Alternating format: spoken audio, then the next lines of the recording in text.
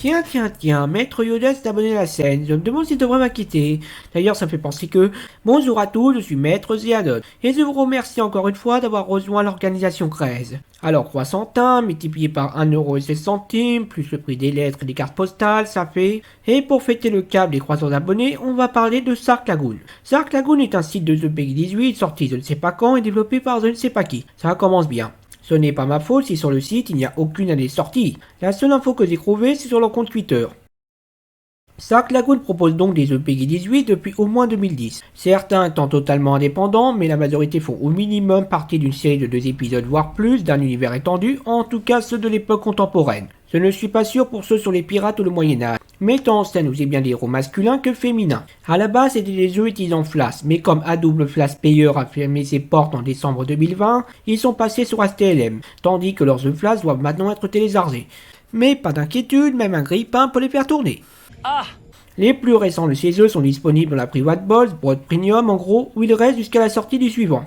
Boîte premium disponible pour 11€ par mois, vous donnant accès à 2 jeux et ou 5 bonus. C'est plus rentable que les jeux Banana King ou Hero Game, mais toujours moins que le Game Pass. Ouais, c'est pas faux.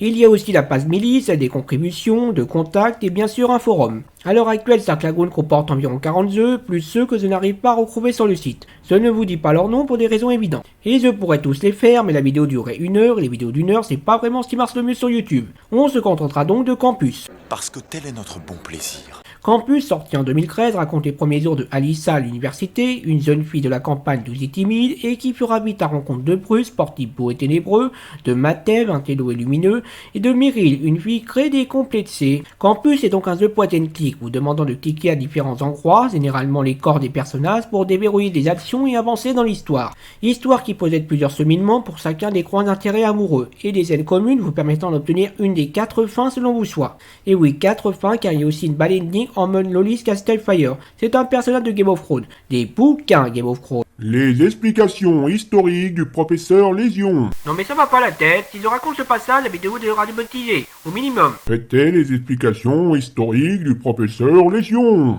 Pour parcourir les croix d'histoire et obtenir les croix fins, il vous faudra environ 2 croiseurs de jeu. Moi en utilisant les codes pour sauter les scènes, et si vous avez le mot de passe vous permettant de savoir où cliquer. Oui, je le sais, c'est un peu de la crise, mais quand vous passez 10 minutes à cliquer partout, je vous assure que vous verrez ça autrement.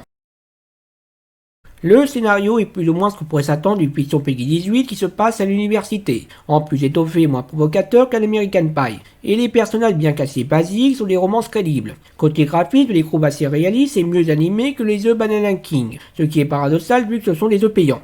Bon d'accord, je cipote. Évidemment qu'un visual novel et un point and click auront des licences graphiques différentes, et que les deux ont leurs points forts et leurs points faibles. Quant à l'OST, j'avoue que j'ai coupé le son pour ne pas être déconcentré par la musique. Et les bruitages, je les imagine très bien tout seul. Donc Campus est un bon représentant des jeux Sark Lagoon. Ils ont certes fait mieux depuis, et parfois même avant, mais je trouve qu'ils représentent bien le genre de jeux qu'ils font.